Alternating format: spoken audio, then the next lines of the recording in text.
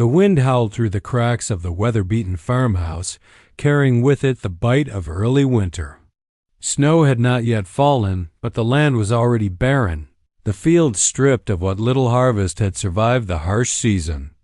Inside the dim cabin, a small fire struggled to stay alive in the hearth, its weak flames doing little to cut through the chill. Huddled in the corner sat a girl, her frame too thin, her clothes little more than patched rags. Her name was Clara, though her family rarely bothered to use it. To them, she was simply the useless one. Her brothers stomped about the room with the heavy boots of men who had work to do, and lives worth something. They sneered whenever their eyes fell upon her. Ain't good for field work, ain't good for hauling water, ain't even good for marrying off, one of them muttered. Clara lowered her gaze, saying nothing. Words never helped. She had learned that long ago. Her mother, a sharp-eyed woman worn down by years of hard living, pressed her lips together in a line as she stirred a pot of thin broth.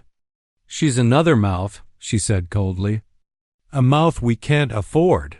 Her father sat at the table, his weathered hands wrapped around a chipped mug. He said nothing for a long time, but the silence carried weight.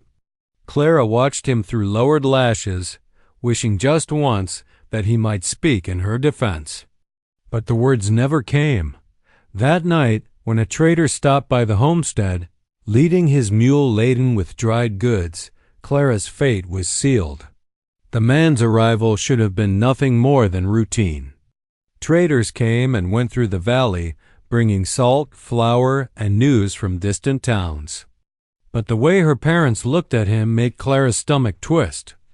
"Hard winter's comin'," the trader said, his voice gravelly. "You folks stocked up enough?" Her father sighed. "Not near enough. We'll need supplies or we won't last." The trader scratched his chin. "And what'll you pay with?" "Don't look like you've got much to trade." His gaze swept the room, landing on the girl in the corner. Clara's heart pounded. She wrapped her thin shawl tighter around herself, as if the fabric could shield her from what was coming. Her mother's voice was brisk, businesslike. "She's no use here. Too weak for the fields. Too sickly to fetch a decent dowry. You take her, and we'll call it square for what supplies you've got." The words landed like stones. Clara looked up sharply, her breath caught in her throat. She searched her father's face for protest, for outrage, for anything, but he only stared into his mug, his jaw clenched. The trader hesitated. "Ain't looking for a girl. You'll take her," her mother insisted, her tone final. "She's eatin' food she don't earn. Take her off our hands, and you'll leave us enough flour and salt to see the winter through."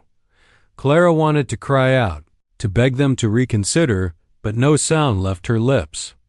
Years of silence had trained her tongue not to fight. She rose slowly to her feet, trembling, as though she were some livestock about to be led to market. Her brothers smirked. One of them muttered under his breath. Finally rid of the dead weight, the trader studied her for a long moment, his brow furrowed. She could see that he wasn't eager, but he was practical. A deal was a deal, and he had little use for sentiment. At last he gave a slow nod. "Fine, I'll take her." Her mother's shoulders relaxed with relief. Her father stood and shook the trader's hand, sealing the bargain. Not one of them looked at Clara. Not one of them said goodbye. The next morning, Clara was placed on the back of the trader's mule, her meager bundle of possessions tied at her side. She glanced back once at the farmhouse, the place that had been her home for all her years. There were no tears on her mother's face, no regret in her father's eyes. Her brothers didn't even come out to see her go as the mule carried her down the frosted path. Clara pressed her hands together in her lap, swallowing against the tightness in her throat. Her family had sold her as though she were nothing. She told herself she must be nothing. And yet somewhere deep inside, beneath the shame and sorrow flickered a fragile spark of hope. If she was leaving everything behind, perhaps the world had something different waiting for her. The trail wound higher and higher into the mountains, each turn pulling Clara farther away from the valley she had always known. The trader led his mule with practiced ease, saying little as his boots crunched over frost-hardened soil. Clara sat slumped on the mule's back, clutching the rough fabric of her shawl. The cold air nipped at her cheeks, and her hands were raw from gripping the saddle. The silence between them stretched long. Clara dared not ask where he was taking her. Fear kept her voice locked inside, the same way it always had at her parents' home. She only knew that she was being delivered somewhere, to someone. The thought made her stomach twist with dread. After hours of travel, the trader finally spoke, his tone gruff. "Don't know what you did to make 'em rid themselves of you. But the man I'm tacking you to, he ain't like most folks." Clara looked up, startled by the words. "What do you mean?" She whispered. The trader gave a low chuckle, though it wasn't cruel. "Mountain man. Lives alone, up past the ridge where no one dares settle. Folks down in town say he's half wild, that the forest keeps him company more than people do. But he pays well in hides and pelts when he wants something. Sawed once he'd take a girl if the chance came." Clara's heart thudded painfully in her chest. A wild man? A stranger who lived with no one but the mountains? Was that to be her fate? She bit down on her fear, but tears pricked her eyes. "And what will he want with me?" The trader's face softened for just a moment. "Companionship, maybe. Help with keeping house. Don't know more than that. But he ain't the cruel sort, far as I've seen." His voice lowered, almost kind. "Might be you'll find a better lot there than with the kin who sold you." Clara didn't answer. The words should have comforted her, but fear pressed too tightly around her ribs. By dusk, they reached a clearing nestled high in the pines. Smoke curled from a chimney, and the outline of a sturdy log cabin stood against the darkening sky.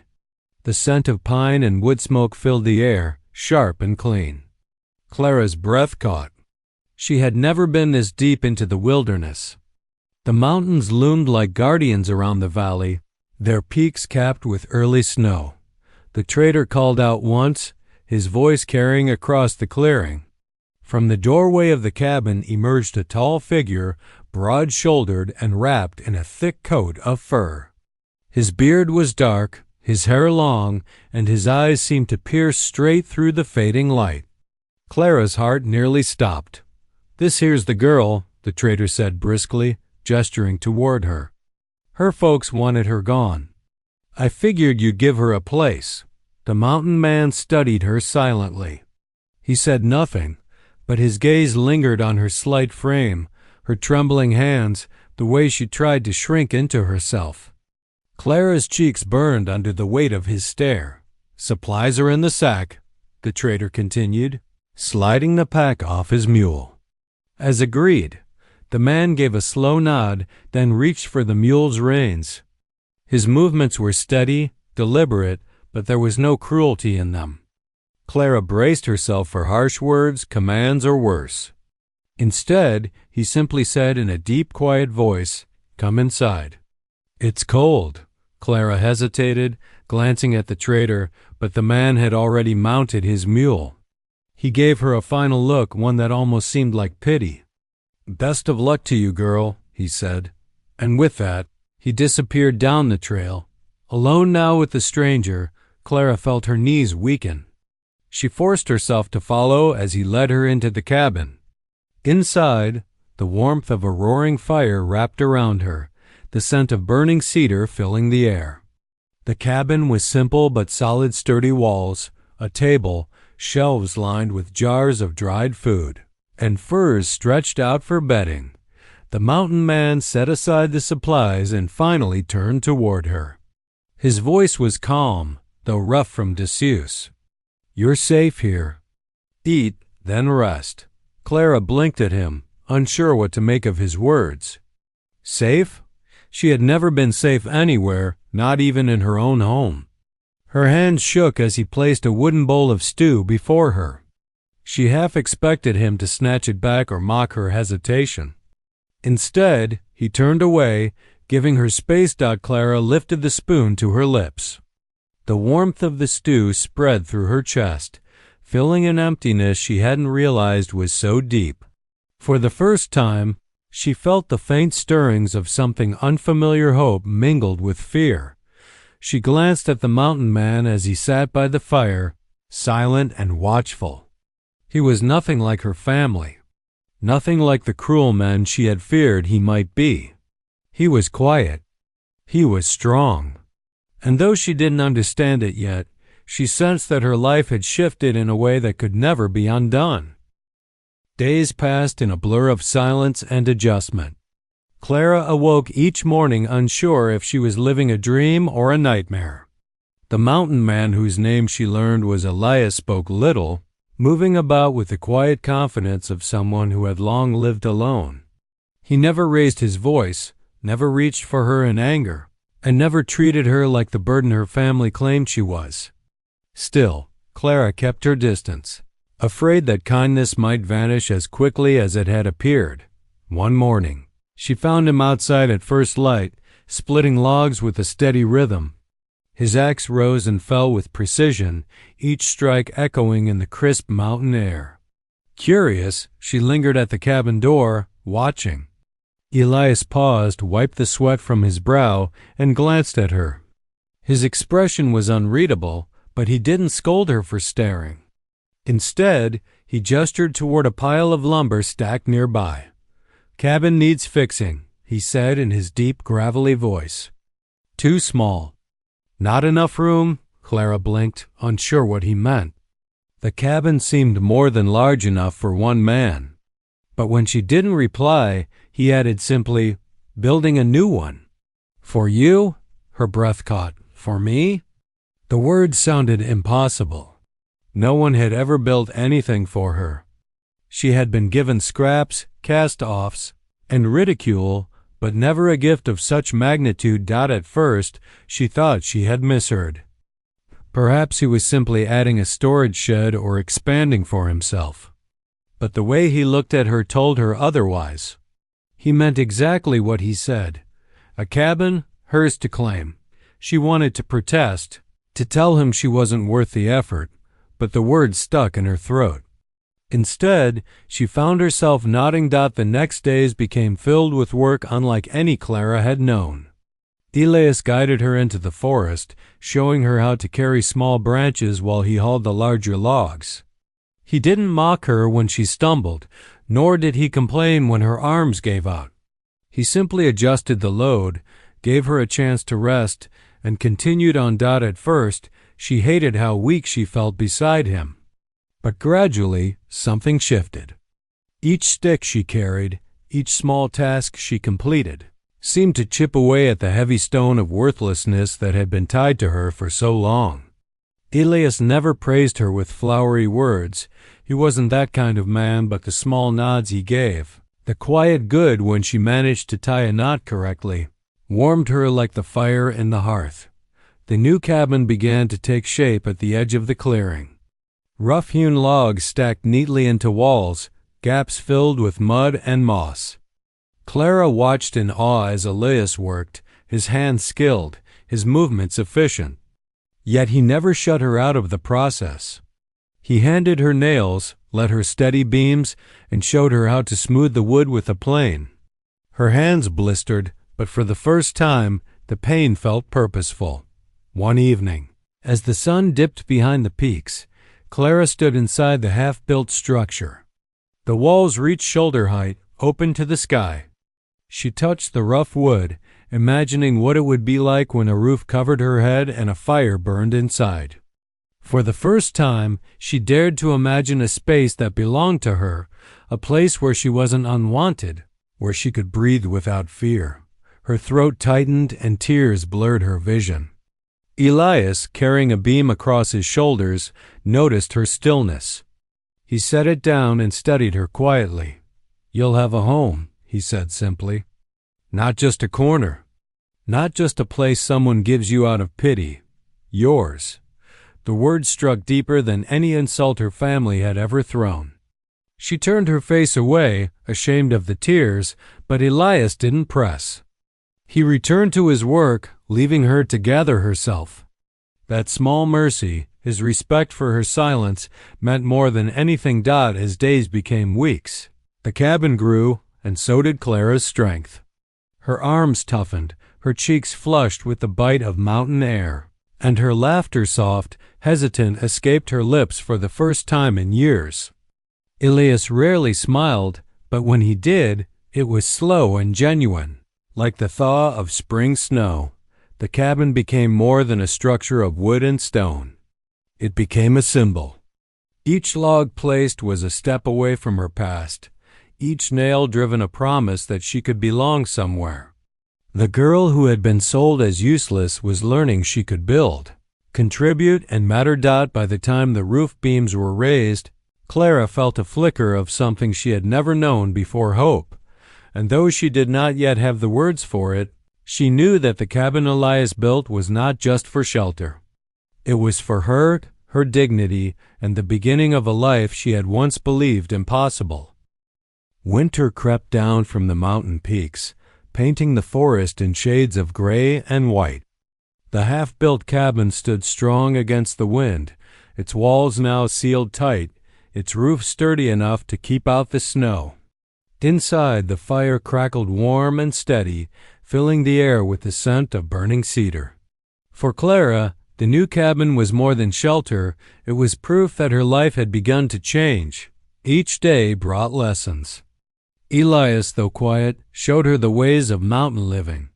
He taught her how to set snares along the rabbit trails, how to spot the dark green of pine needles that could be steeped into tea, how to patch tears in thick hides to make them last another season. At first, her hands fumbled, clumsy and unsure.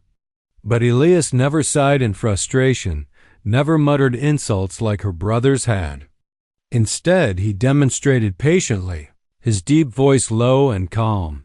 "Try again," he would say when her knots slipped apart. She would try, cheeks hot with embarrassment. And when at last the rope held fast, he would give her a slow nod. That nod meant more than 100 praises. Gradually, Clara began to feel her own strength blooming. The weakness her family had mocked seemed to fade with each passing day. Her steps grew steadier, her arms firmer from hauling wood and water, her back straighter as she moved about the cabin with purpose. When she cooked a stew from the rabbit Elias caught and the herbs she herself had gathered, she felt pride swell in her chest. It wasn't just his meal, it was their meal, built from both their hands. One evening, after a long day of labor, she caught her reflection in the window's frosted glass. The face that stared back still bore the softness of someone once cowed by shame, but there was a glow in her eyes that hadn't been there before. She wasn't the useless burden her family had called her. She was learning, adapting, surviving, yet the wilderness tested her too. The first true snowstorm arrived in the night, fierce and unrelenting. The cabin walls groaned against the weight of snow, and the wind shrieked like a living creature. Clara huddled near the fire, trying not to tremble, while Elias moved calmly through the storm's fury, shoveling snow from the roof, securing the door, making sure their food supplies were safe. She marveled at his steady composure. He seemed to embody the mountain itself, silent, enduring, immovable. And somehow, being near him made her feel less afraid. But it was not just storms that threatened her. The harsh winter air soon sank into her lungs, leaving her weak and fevered. Clara tried to hide it, pushing herself to chop vegetables or mend clothes even as her hands shook. When she finally collapsed beside the hearth, Elias caught her before she hit the floor. "You should have told me," he said, his voice unusually rough. "I didn't want to be—" "A burden," she whispered, her voice ragged. His gaze burned into hers, fierce but not angry. "You're not a burden." "Not here." The words unraveled something inside her. For years she had lived under the weight of that label burden, useless, unwanted. And now this man, this solitary mountain dweller, spoke as though it had never been true. Elias tended to her illness with a gentleness she could scarcely believe. He brewed her teas from pine needles and wild herbs, pressed cool claws to her forehead, and coaxed her to drink broth when she could barely lift her head. He sat through the nights beside her, his large frame hunched in the firelight, watching to make sure her breathing didn't falter. Clara, drifting in and out of fevered dreams, sometimes felt his hand brush against her brow, steady and protective. In her haze, she realized that no one had ever cared for her this way, not her parents, not her siblings. She was used to being overlooked, discarded. But Elias stayed, and that alone kept her anchored to the world. When at last the fever broke, she woke to find him slumped in a chair, fast asleep, his head bowed, the exhaustion plain on his face. Her heart clenched. She had thought herself unworthy of anyone's effort. Yet this man had given days of his strength to ensure she survived. Quietly, she reached for the blanket and draped it over his shoulders. For the first time, she touched him without fear. As she sat back, listening to the fire's crackle, Clara felt something stir deep within her chest. It wasn't just gratitude. It wasn't even the relief of survival. It was the fragile beginning of belonging. Elias had not only given her a place to live, he was giving her reason to believe she had value. Her body was healing, yes. But more importantly, her heart, so long battered and dismissed, was mending piece by piece. By the time spring loosened winter's grip on the mountains, Clara's life had become a rhythm she never thought possible. She woke each morning to the sound of Elias chopping wood or checking his traps. She tended the fire, swept the cabin floor, and prepared meals with the quiet pride of someone who finally had purpose. Her hands, once soft and frail, were calloused from work. Her shoulders, once slumped in shame, now carried a quiet strength. The cabin was complete, walls sturdy, roof snug, windows letting in the pale gold of dawn. Clara often stood in the doorway and breathed deeply of the mountain air, marveling at how different she felt. For the first time in her life, she was not invisible. She was not unwanted. But peace rarely lasts unchallenged. One morning, as Clara knelt in the garden bed Elias had helped her plant, the sound of approaching voices froze her in place. Rough laughter carried up the trail, followed by the crunch of boots on gravel. She looked toward the clearing just as three figures emerged from the trees. At their head was her eldest brother. Her heart lurched painfully. Memories of his mocking voice and cruel smirk surged back.